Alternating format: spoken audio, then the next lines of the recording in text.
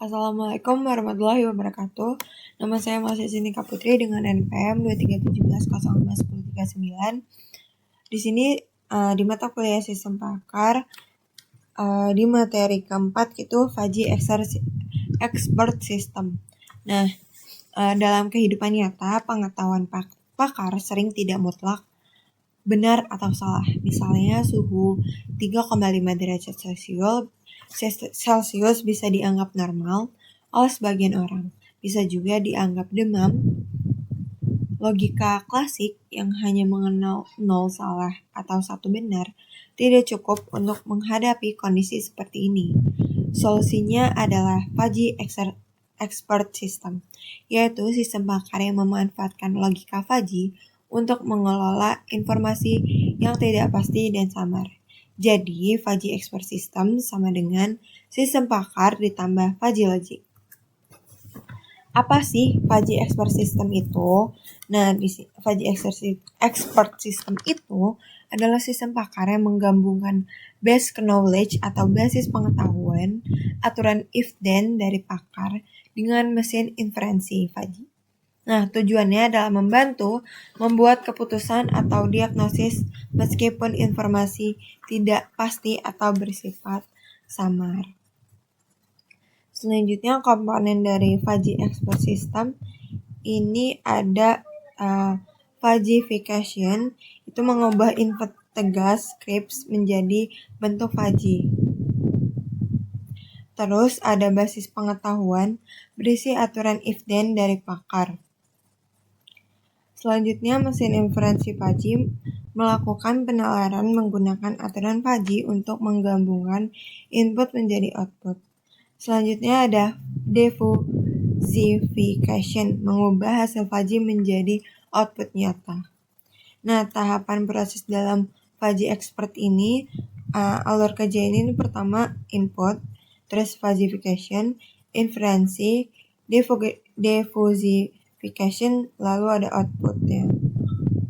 Contohnya, data suhu dan kelembapan dari sensor diubah menjadi data fuzzy, kemudian diproses dengan aturan, dan hasil akhirnya dikonversi lagi menjadi keputusan yang nyata.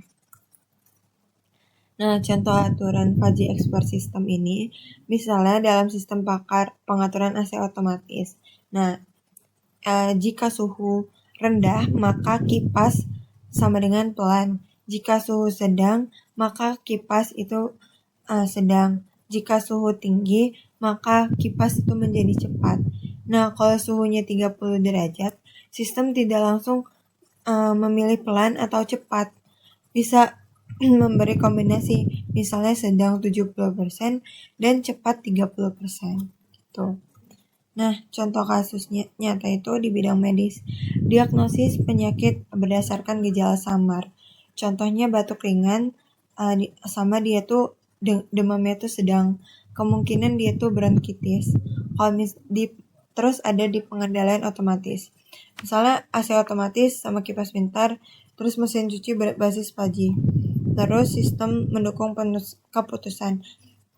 Dia tuh menilai kinerja karyawan dari faktor seperti cukup rajin, lumayan disiplin, datang cepat, dan lain sebagainya. Nah, kelebihan dan kekurangan dari Fuzzy Expert System ini, kelebihan itu lebih mirip cara berpikir manusia, mampu menangani data samar atau tidak pasti, cocok untuk kasus yang tidak bisa diselesaikan dengan logika biasa atau logika klasik, mudah dipahami karena berbasis aturan jika maka atau if then.